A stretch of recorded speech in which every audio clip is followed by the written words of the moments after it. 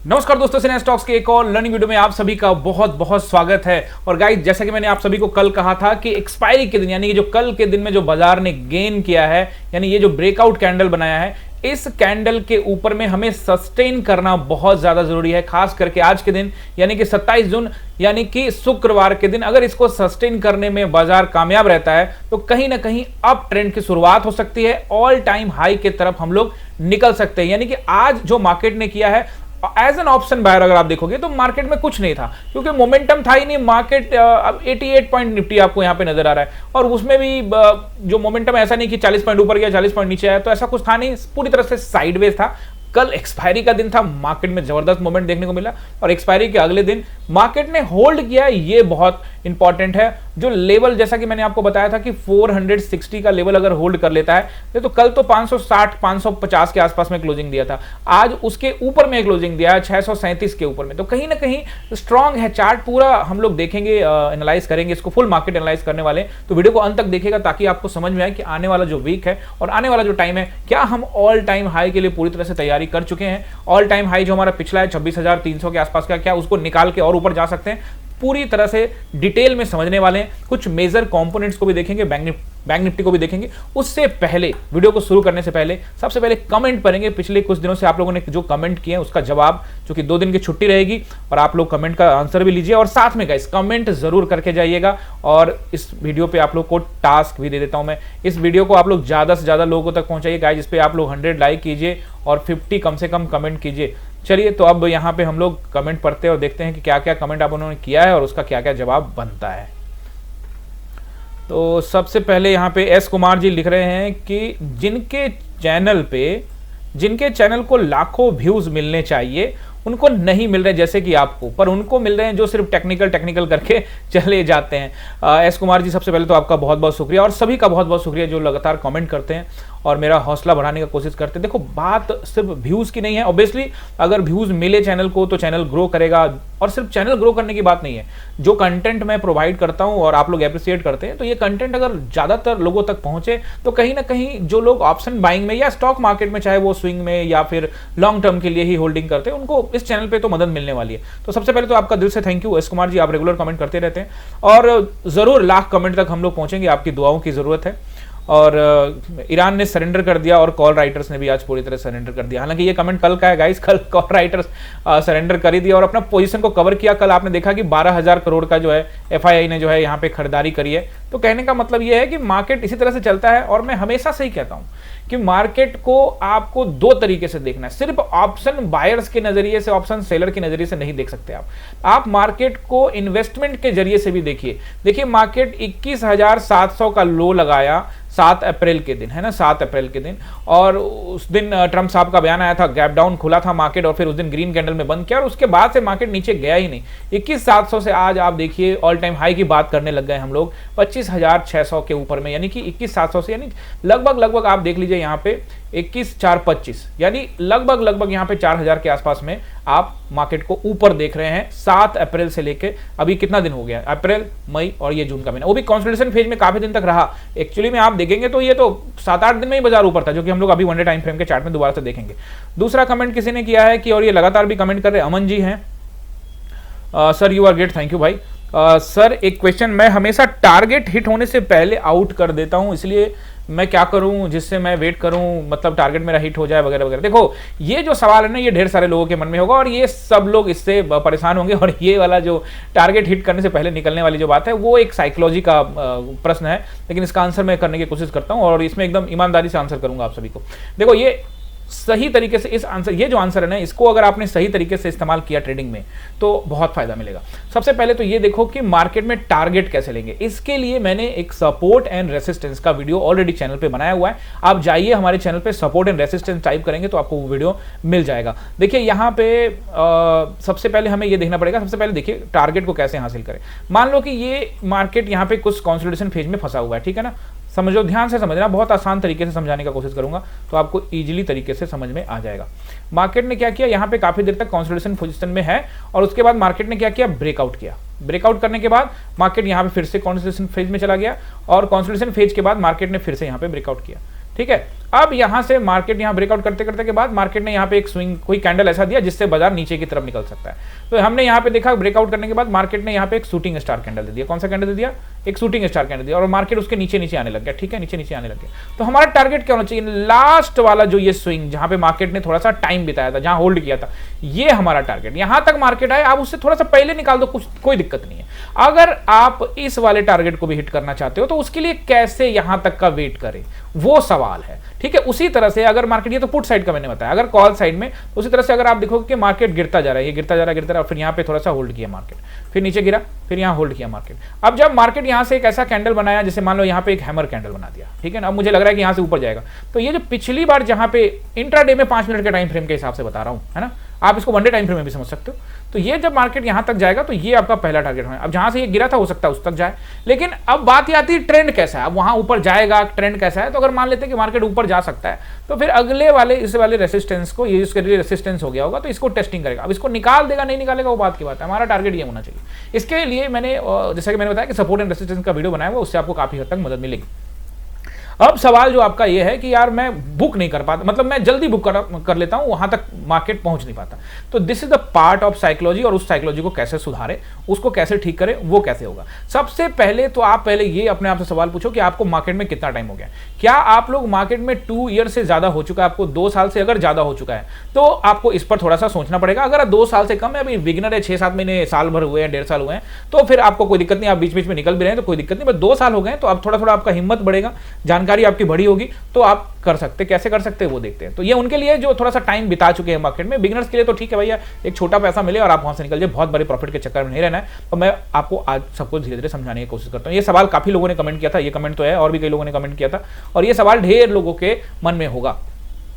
तो देखो, पहले समझना है सबसे पहले कि एक तो टाइम हो गया आपका, और दूसरा जो सवाल है कि दूसरा जो बात है वो है कि लॉट साइज आप क्या रखते हैं। ठीक है ना। तो अब मान लो कि जैसा मैंने कहा कि मार्केट यहां से चला, यहाँ स्विंग बनाया, मतलब यहाँ पे होल्ड कंसोलिडेशन फेज में दिया, और फिर यहाँ से नीचे गिरा, और फिर उसके बाद कंसोलिडेशन फेज में गया, फिर यहाँ से नीचे गिरा, और फिर कंसोलिडेशन फेज में गया, और यहाँ पे हमें एक हैमर कैंडल मिल गया। क्या मिल गया? Hammer candle. और हमें यहाँ से लग रहा है कि अब मार्केट ऊपर जा सकता है। तो भाई साहब, मैं ये टारगेट के लिए वेट कर सकता हूँ, क्योंकि ये टारगेट तो मेरा होना ही चाहिए ना। हो सकता है कि मार्केट यहीं से नीचे गिर जाए, वो तो भाई साहब जबरदस्त बेयरिश ट्रेंड होगा तो मार्केट यहां से भी गिर सकता है। तो हम तो रेसिस्टेंस के ऊपर में जाएगा तो हम पुट साइड में जाएंगे, लेकिन अगर इस केस में अगर हम कॉल साइड के लिए जा रहे हैं तब चलो ठीक है, मैं एक और अच्छे तरीके से समझाता हूं, क्योंकि ताकि समझ में आए कि भाई आप कहोगे डाउन ट्रेंड चल रहा है तो फिर कॉल का क्यों एग्जांपल दे रहे। तो मैं यहाँ पे आपको सिंपली यहाँ पे दिखाया, मार्केट नीचे गिरा, यहाँ पे कंसोलिडेशन जोन में फंस गया। ठीक है, फिर यहाँ से एक ब्रेकआउट मिला कैंडल, और फिर नीचे नीचे गया, और फिर यहाँ से कंसोलिडेशन फेज में फंस गया, फिर यहाँ से ब्रेकआउट मिला, और फिर कंसोलिडेशन फेज में फंस गया। और अब यहाँ से मार्केट ने एक हैमर कैंडल बनाया, लेकिन हम ट्रेड में नहीं जा रहे क्योंकि हम यहाँ पे बेरिश सेटअप है मार्केट में। तो हम क्या करेंगे? रेसिस्टेंस का वेट करेंगे। तो this resistance is entry point. अगर मार्केट इसके करीब पहुंचे या इसके बिल्कुल इसके पास पहुंच जाए तो हम यहाँ पे एंट्री लेंगे। तो हमारा टारगेट क्या होना चाहिए? यहाँ पर, यानी कि हम यहाँ पे पुट में गए। कहाँ गए? पुट में गए। यहाँ जब मार्केट यहाँ धीरे धीरे ऊपर आया तो पुट में गए, तो यहाँ पे हमने एंट्री ले ली। और जब हम नीचे आएगा मार्केट तो हमारा टारगेट क्या होना चाहिए? लास्ट जहां पे ये हैमर कैंडल का बना था, जहां से मार्केट ऊपर गया था, यानी जहां पे ये कंसोलिडेशन फेज है, ये सब कंसोलिडेशन फेज है। मार्केट क्या कर रहा है? नीचे आ रहा है, फिर ये कंसोलिडेशन फेज है, फिर नीचे आ रहा है, फिर कंसोलिडेशन फेज है, फिर नीचे आ रहा है। चार्ट पर देके समझाता हूं, ज्यादा अच्छा समझ में आएगा। ठीक है ना। तो अब यहां से फिर वापस मार्केट ऊपर गया तो यहां तक में आपको बुक कर लेना है। लेकिन मुझे लगता है कि यार इसको भी तोड़ के नीचे यहां तक आ सकता है मार्केट, तो मैं यहां तक का टारगेट, पहले तो यहां तक का टारगेट लेने में लोग नहीं ले पाते, यहीं पे निकल जाते हैं कि कुछ पैसा आ रहा है तो निकल जाए। अब इस टारगेट तक वेट करे, फिर अगले टारगेट तक वेट करे, तो वो कैसे होगा? हालांकि इस विषय में मैं बहुत बार बात कर चुका हूं, लेकिन आज मैं आपको क्लियर कट तरीके से समझाने वाला हूं। तो सबसे पहले जो मैं बात कर रहा हूं वो कर रहा हूं लॉट साइज का। आपका लॉट साइज क्या है? देखो गाइज, अगर आप काम कर रहे हो 1 लॉट 2 लॉट से, तो भाई जितना पैसा मिले, आपको 20 रुपए मिले आप खसक लो 20-30 रुपए में खसक लो, कोई दिक्कत नहीं है। ठीक है ना, क्लियर कट बता रहा हूं, बाकी मैं अपने एक्सपीरियंस के आधार पे। 20-30 रुपए बहुत है आपके लिए, 10-12 रुपए 15 रुपए जहां मिले आप निकल जाओ, कोई दिक्कत नहीं। अब लॉट साइज बहुत कम है। अब आप सोच रहे मार्केट गिरता जा रहा है, मैं नहीं देख पाया, भाई साहब वो आपके लिए नहीं है, वो उनके लिए जो ज्यादा लॉट में काम करते हैं। तो मैक्सिमम लॉट तो बहुत कुछ होता है, बट हम एग्जांपल के रूप में 10 लॉट ले लेते हैं।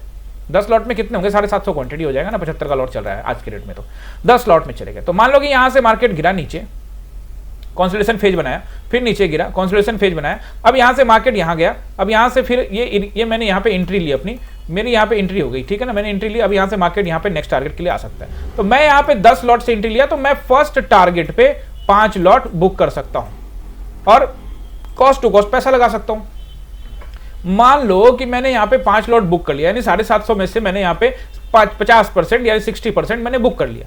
तो भाई उस क्योंकि मुझे ये बुक करना ही पड़ेगा। अब सवाल ये है कि बहुत लोग कह रहे हैं कि मैं बीच से ही निकल जाता हूं। वो आपके डर इसलिए है क्योंकि आप बैक साइड में यानी कि अपने पास्ट में आपने ढेर सारे लॉस कर रखे हैं। अब जब आपको प्रॉफिट दिखता है ना, वो ग्रीन दिखता है, तो आपको लगता है यार ये जो ग्रीन आया है ना वो मैं लेके जाऊं, ये मेरा छूट ना जाए। ये साइकोलॉजी का पार्ट है और ये तभी कंट्रोल हो पाएगा जब आप अपने सेटअप पर पूरी तरह से विश्वास रखेंगे। और उसके लिए जैसे मैंने क्या कहा, पहला क्या बोला मैंने, 2 साल मिनिमम तो आपको बिताने पड़ेंगे, ठीक है। दूसरा पॉइंट पे भी मैं आ रहा हूं कि मैं यहीं से भाग जा रहा हूं, तो इसमें भी कोई बुराई नहीं है। अगर आप प्रॉफिट में निकल जा रहे हैं तो कोई बुराई तो नहीं है, लेकिन अगर आप लॉस में बैठे रहते हैं बहुत लंबी अवधि तक, तब अगर आप बीच से निकल रहे हैं तो फिर गलत है। आपको तुलना करना पड़ेगा कि आप जब पूरे टारगेट तक नहीं वेट करते हैं तो अपने लॉस, अब मान लो कि इसके ऊपर में यहां से मैंने एंट्री बनाई, अब मैं इसके ऊपर में छोटा सा एक स्टॉप लॉस लेके बैठा हूं। अब स्टॉप लॉस पे अगर मैं निकल जाता हूं, जहां मैंने स्टॉप लॉस लगाया वहां से मैं अगर निकल जाता हूं, तब मान के चलो कि आप बीच में भी निकल गए तो कोई दिक्कत नहीं। ये मैं सिंपली साइकोलॉजी बता रहा हूं। अब आप थेसिस के साथ कोई नहीं सर ये तो पूरा बैठना चाहिए, होना चाहिए, वो सब कुछ छोड़ो। जब मार्केट में ट्रेड में पैसा लगा होता है ना तो दिल धक धक धक धक बीपी ऊपर नीचे कर रहा होता है ना, तो ये जो किताबी फलना चिलना बहुत सारे लोग जो यूट्यूब पे फालतू बातें करते रहते हैं ना, वो जब सामने आके ट्रेडिंग करके दिखाए ना फिर समझ में आएगा। वो तो कोई करता नहीं, यहां से यहां टारगेट ले लेंगे, यहां से वहां ले लेंगे, अरे हलवा ले लेंगे। बात समझो मेरी बात को, थोड़ा सा मैं आपको प्रॉपर तरीके से समझाने का कोशिश करता हूं। अगर आपका साइकोलॉजी क्लियर कट है कि या तो मैं ये एसएल पे निकल जाता हूं, हमेशा मैं निकल जाता हूं, तो मैं टारगेट तक वेट करूंगा। लेकिन अगर आप एसएल को नहीं देने के बाद भी ऊपर तक बैठे हुए हैं तो फिर आपकी साइकोलॉजी हिली हुई है, तो फिर आप भाई साहब पूरी तरह से लॉस के चपेटे में है। लॉस वाला जो साइकोलॉजी है वो आपके ऊपर हावी हो चुका है। लॉस धीरे धीरे लोगों को जकड़ता है। लॉस जैसे हमने सोचा ना कि 1000 का लॉस चल रहा है, मैं आज 1000 का लॉस दूंगा, एग्जांपल के लिए बता रहा हूं। अब लॉस बढ़ के ना 1200 हो गया, तो आपके माइंड से कोई नहीं 1000 था 200 रुपये और देंगे, करते करते 1500 हो गया। फिर आपको ना मार्केट अंदर से आपका ना साइकोलॉजी आ जाएगा, अरे कोई बात नहीं 1500 तो मैं दे सकता हूं। ये ही गलत है। पहले ही सोच लेते ना कि 1500 दे सकता हूं, अब आपने चेंज किया। पहले आपने सोचा था 1000, अब 1500, अब 2000 पे भी आपको अरे कोई नहीं थोड़ा वेट कर लेता हूं, और करते करते वो 10,000 तक पहुंच जाएगा। तो इस पर आपको पहले से काम करना। जो मैं आपको बोल रहा हूं ये करना थोड़ा सा मुश्किल है, बहुत मुश्किल है, लेकिन अगर आप नहीं करोगे तो ये आपके लिए नहीं है फील्ड। टाटा बाय बाय करके निकल लो यहां से। अगर ऐसा करने में कामयाबी हासिल करते हो कि हाँ नहीं मैं एसएल पे निकलूंगा, और उस स्थिति में आप तब टारगेट के लिए वेट कर सकते हो।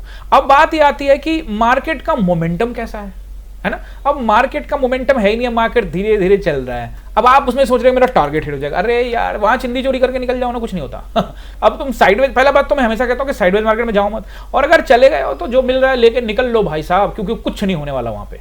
कई बार ऐसा होता भी होगा कि एक कैंडल बना 20 रुपया प्रॉफिट दिख रहा है, अरे रुको रुको थोड़ा नीचे आएगा, लेकिन अगला कैंडल फिर से ऊपर, अरे यार काश बुक कर लिया होता, फिर नीचे। तो भाई बुक कर लो, अगली बार फिर से मौका दे रहा है, दूसरी बार मार्केट मौका दे रहा है तो निकल लो। अब उसके बाद वापस तोड़ के 20 की जगह 40 मिल रहा है तो पछताओ मत, क्योंकि मार्केट आपको पछताने पर विवश करेगा ही। चाहे पैसा लो, चाहे नहीं लो, चाहे दो, कुछ भी करो, मार्केट आपको पछताने में विवश करे। मार्केट आपको चारों तरफ से डंडा लगा के रखता है, यही मार्केट का स्वभाव है। यानी अगर आपको 20 रुपया मिल रहा है, अगर आप वो नहीं ले पाए, लॉस हो गया 20 का, तब भी आपको अफसोस यार 20 ही ले लेता। और अगर आपने 20 ले लिया तो मार्केट 40 रुपए देने को तैयार था, मार्केट तो और नीचे गिर गया, आपके जहां से आपने लिया था उसमें आपको बहुत प्रॉफिट होता, मार्केट तो 50 रुपए दे रहा था, लेकिन आप तो 20 रुपए में ही निकल पाए।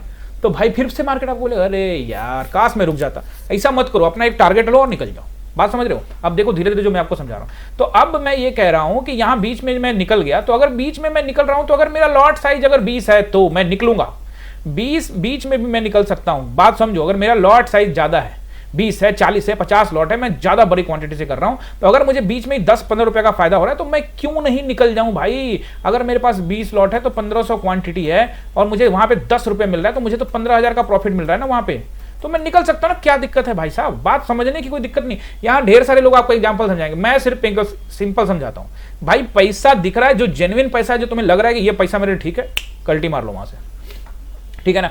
अब मेरी एक सिंपल से साइकोलॉजी है कि मार्केट का स्थिति क्या है, क्या मार्केट फ्लो में नीचे गिर रहा है या मार्केट फ्लो में ऊपर जा रहा है, यानी मोमेंटम वाला मार्केट है कि छोटा मोटा साइडवेज हो रहा है, सपोर्ट रेसिस्टेंस ऐसा कर रहा है। तो वैसे टाइम में जल्दी निकलना चाहिए। धीरे धीरे जब आपके पास टाइम रहेगा, धीरे धीरे जब आप टाइम बिताओगे मार्केट में 2 साल 3 साल 4 साल 5 साल, तब आपको धीरे धीरे उम्मीद बढ़ेगी, तब आपका एसएल पे कंट्रोल होगा, तो आप यहां तक टारगेट हासिल कर सकते हो। तो मेरा कहने का मतलब ये कि ठीक है आप बीच में निकल जा रहे हो, तो अगर आपके पास 1-2 लॉट है तो कोई दिक्कत नहीं, लेकिन अगर आपके पास 20, 25, 30 लॉट है तो आप यहाँ पे कुछ क्वांटिटी 40%, 50% बुक करिए और टारगेट के लिए बाकी छोड़ दीजिए, लेकिन स्टॉप लॉस के साथ कोई भी कॉम्प्रोमाइज नहीं होना चाहिए इन दैट केस, ठीक है ना। अब वो मैं एकदम टारगेट तक का वेट करने के लिए, मार्केट हर बार टारगेट तक नहीं पहुंचाता है। अगर तो वो पूरी तरह से रिजिड है कि मैं एसएल या टारगेट। अगर पहले ये काम करो कि मैं 100 ट्रेड टेस्टिंग के लिए कर लो कि मैं 100 ट्रेड करूंगा और 100 ट्रेड में मैं एसएल देके निकल रहा हूं, तो टारगेट के लिए जा सकते हो, कोई दिक्कत नहीं है। बाकी कौन डिफाइन करता है कि मेरा टारगेट होगा, ये मेरा टारगेट है, वो मेरा टारगेट है। ये जो आप कह रहे हो कि मेरा टारगेट ये होगा, मतलब who are you to define a target? आप कहां से टारगेट डिफाइन करोगे? मार्केट विल रिवॉर्ड यू, और मार्केट आपको टारगेट देने वाला है। आप कहां से पहले मेरा ये टारगेट, आप कौन है बताने वाले कि मेरा ये टारगेट, यहां तक मार्केट जाएगा ही नहीं, यहीं से चला जाएगा ऊपर, कौन जानता है? समझ रहे हो ना मेरी बात? तो ये जो आपको पढ़ा रहे हैं ना ढेर सारी किताबी बातें या यूट्यूब चैनल पे जहां भी आप पढ़ रहे हो, यहां से यहां टारगेट लेना होता है, भाई मैं कहता हूं पैसा लेना होता है। आप थोड़ा थोड़ा जोड़ते जाओ। अब जो एग्जैक्ट टारगेट की बात आ रही है ना, वो उन लोगों के लिए है जो टाइम दे चुके हैं मार्केट में 2 साल, जो अपने एसएल पे काम कर चुके हैं। तो इसलिए जितना मिलता है उसमें लेके खुश रहो। छोटे लॉट में काम करते हो तो, और बड़े लॉट में करते हो तो बड़े लॉट में करने वाले काम लोग वही होंगे ना जिनके पास टाइम, जिन्होंने मार्केट में बहुत सारा समय बिताया है। तो जो लोग समय बिताए हैं मार्केट में, वो टारगेट तक वेट भी कर सकते हैं, और टारगेट में उनका जाके कभी पोर्टफोलियो चेक करना या उनको बोलना कि भाई मैं भी देखना चाहता हूं कि आप टारगेट तक वेट, भाई वो भी बीच बीच में थोड़ा थोड़ा प्रॉफिट में पैसा निकालते हैं। कोई भी अच्छा ट्रेडर, यार प्रॉफिट दिख रहा है तो मैं क्यों नहीं निकालूंगा यार, बात समझ रहे हो ना? थोड़ा थोड़ा बुक करते हैं। मैं आपको अपना ही बता देता हूं। अगर मेरा जो फंड है वो सिंपल ये है कि मान लो कि मार्केट इस तरह से चल रहा है और मेरा ये टारगेट है, ये एरिया तक टारगेट है, तो मार्केट यहां पहुंचा, मैं 10 लॉट में अगर मान लेते हैं एग्जांपल के रूप में काम कर रहा हूं, तो मैं यहां पर फटाक से 5 लॉट बुक करूंगा। अब मुझे लग रहा है कि मार्केट यहां तक जा सकता है, तो मैं 5 लॉट यहां, टारगेट मेरा ये है, तो मैं 5 यहां बुक कर लूंगा, फिर जाके यहां पे 3 और बुक कर लूंगा, अगर मुझे थोड़ा सा भी ऊपर नजर आ रहा है तो, या फिर 5 यहां पे बुक कर लूंगा। तो ये जो टारगेट डिफाइन करता है, ये कोई है नहीं, आप अपने मन से टारगेट बना देते हो, ये है ये। मैं आपको टारगेट क्या हो सकता है इसके लिए सपोर्ट एंड रेसिस्टेंस, जैसे मैं बताया कि एक कंसोलिडेशन फेज है, मार्केट नीचे आया, फिर कंसोलिडेशन फेज है, फिर मार्केट नीचे आया, और ऐसी स्थिति में जब मार्केट वापस ऊपर जाएगा, तो जब नीचे आएगा तो ये वाला टारगेट हो सकता है, 100% मार्केट यहीं आएगा, नहीं आएगा कौन पता, यहां से ऊपर चला गया फिर वो फिर एसएल देना पड़ेगा ना। हो सकता है कि मार्केट इसके नीचे ना, यहीं से ऊपर चला जाए, फिर यहां से ही प्राइस एक्शन चेंज होने वाला हो फिर। तो भाई मेरा कहने का मतलब ये है कि जेन्युइन पैसा में बुक कर लेना चाहिए। तो आई होप कि ये सवाल का आंसर सभी लोगों को मिल गया होगा और एंजॉय भी किया होगा। फिर भी कुछ रहता है, कुछ भी डाउट रहता है, नहीं सर नहीं समझ में आ रहा है, लेकिन ये है साइकोलॉजी हिला हुआ वगैरह वगैरह, तो भाई इसके लिए थोड़ा सा खर्चा करना पड़ेगा, बात समझ रहे हो ना? ये आना पड़ेगा, ये नंबर पे कॉल करके मेरे क्लास में आना पड़ेगा, अच्छे अच्छे साइकोलॉजी यहाँ पे सुधर जाएंगे आपके। सिंपल सा लॉजिक है, मैं ओवर ट्रेड नहीं करता, कुछ भी हो जाए, मेरा प्रॉफिट बन जाए तो घर जाएगा, मेरा लॉस हो गया तो मैं घर जाऊंगा, कुछ नहीं होता। मैं मार्केट क्योंकि यही है, मैं तो 13 साल से ट्रेड कर रहा हूँ, मार्केट तो कहीं नहीं गया भाई। अगर मैंने उल्टा सीधा किया ना, अब कल किसी का कॉल आया था, अगर वो वीडियो देख रहे होंगे तो उन तक भी ये मैसेज पहुंचेगा। कल किसी का कॉल आया था हमारी टीम को, और उन्होंने कहा कि किसी को ज्वाइन किया था उन्होंने, मतलब कोई बहुत सारे लोग होते हैं ना, आप जानते हैं कि जैसे उन्होंने कहा कि कई ऐसे लोग हैं जिनको लाखों व्यू मिल जा रहे हैं और आपको नहीं मिल रहे, तो ऐसे लोग हैं जो लोगों को बेवकूफ बनाते हैं। मैं ऐसा नहीं कह रहा कि जिसको लाखों व्यू मिल रहा है वो बेवकूफ बनाते हैं, बट ऐसे लोग ज्यादा होते हैं। अभी देखोगे, उसने उसको 1 लाख रुपया बोला, कितने पैसे आपके पास? उसने बोला भैया, कोई लेडीज थी वो, उन्होंने कहा उनको कि 1 लाख रुपया, मुझे कल हमारी टीम को कॉल आया था, उन्होंने हमारी टीम ने मुझे बताया कल ऐसे ऐसे बात है कि 1 लाख रुपया उन्होंने कहा कि ट्रेड में लगाओ। एक ही दिन में उनका कितना कैपिटल उड़ा दिया? 90%, 90,000 रुपीज का उनको लॉस हो गया। और वो हमारी टीम को कॉल कर रहे हैं कि सर क्या वो 10,000 रुपया है मेरे पास अब बचा हुआ, क्या हम ट्रेडिंग करके सर कुछ पैसा बना सकते हैं? मेरी टीम साफ साफ मना कर देती, भाई इतना कैपिटल में सिन्हा सर ने पहले मना कर रखा है, tata bye bye goodbye, नहीं पैसा लेकर। मैं तो कहता हूँ 1 लाख रुपया के लिए ऑप्शन बाइंग है ही नहीं। अब लोग आ जाते हैं यार सीखने के लिए, मैं सर प्लीज करवा दो यार 1 लॉट 2 लॉट में, ठीक है लर्निंग पर्पज के लिए ठीक है, लेकिन ऑप्शन बाइंग में आपके पास अगर मुझसे दिल वाली बात पूछोगे तो मैं 5 लाख रुपए बोलता हूँ, ठीक है 3 लाख से भी शुरू कर सकते हो, अब 1 लाख से भी शुरू कर सकते हो, लेकिन 5 लाख रहेगा ना तो तब जाके प्रॉफिट अच्छा बनेगा, क्योंकि बैकअप नहीं है ना।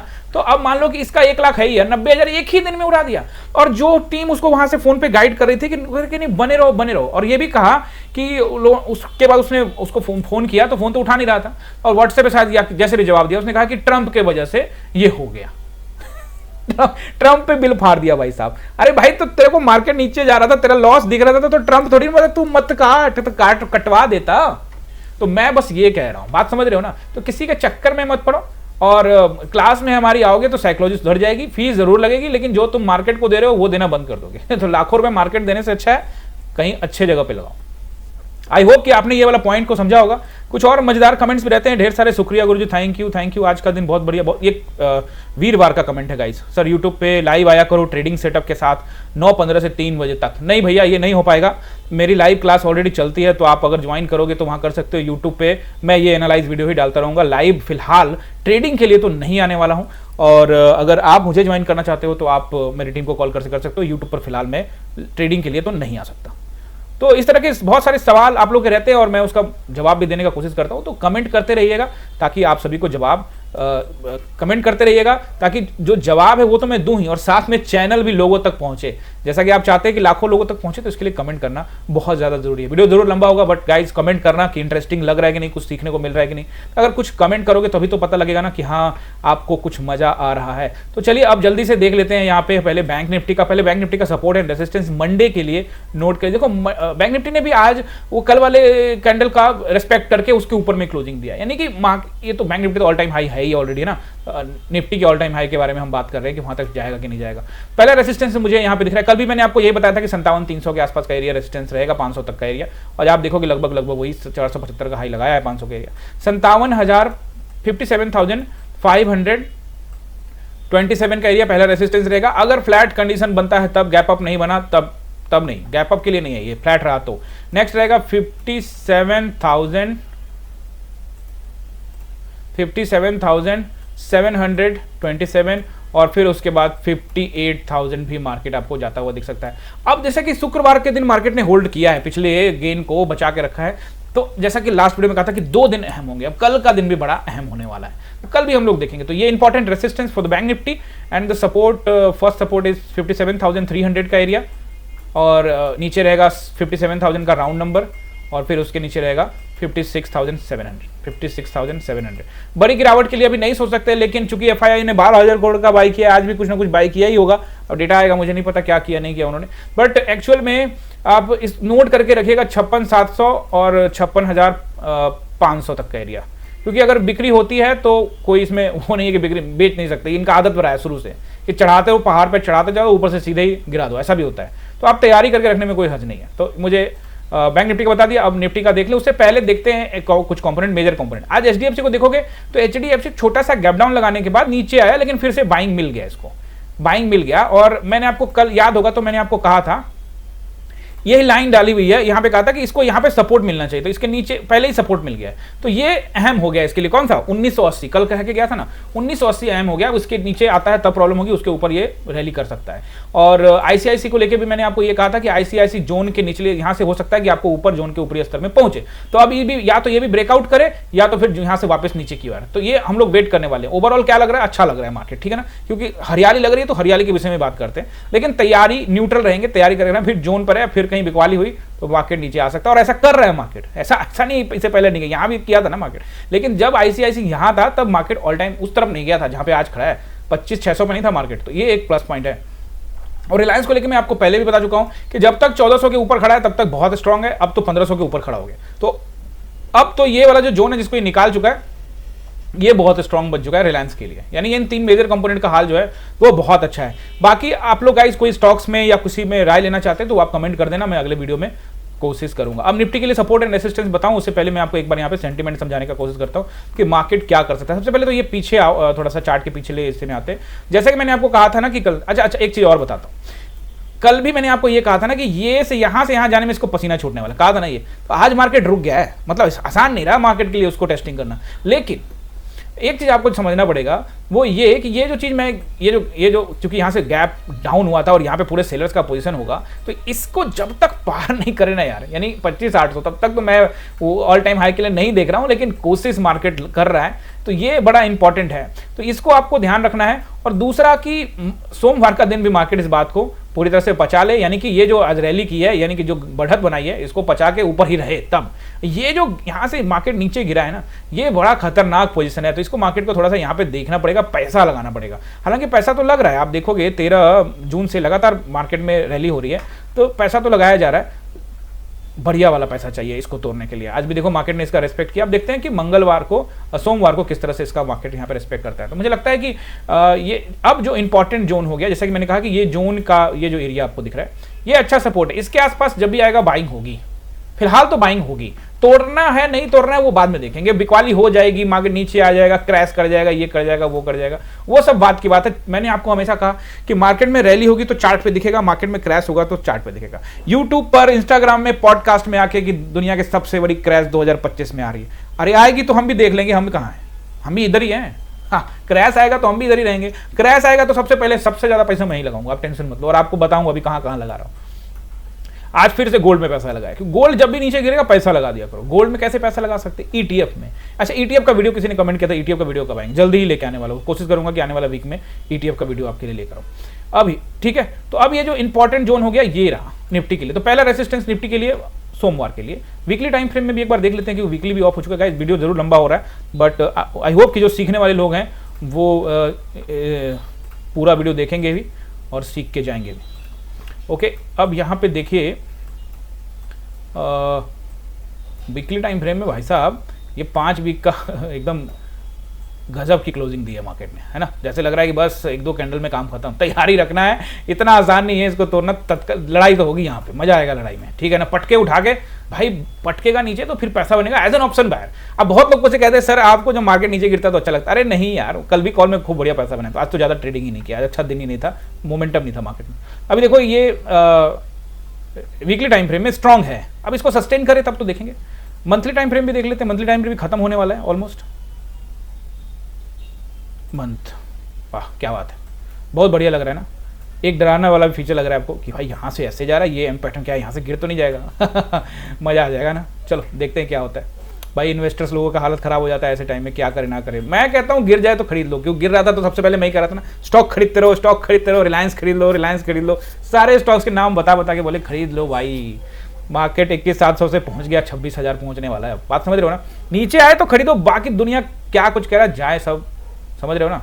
अब यहां से आ जाओ वनडे टाइम फ्रेम में, करो अपना काम, सपोर्ट एंड रेसिस्टेंस यहाँ पे नोट करो मंडे के लिए।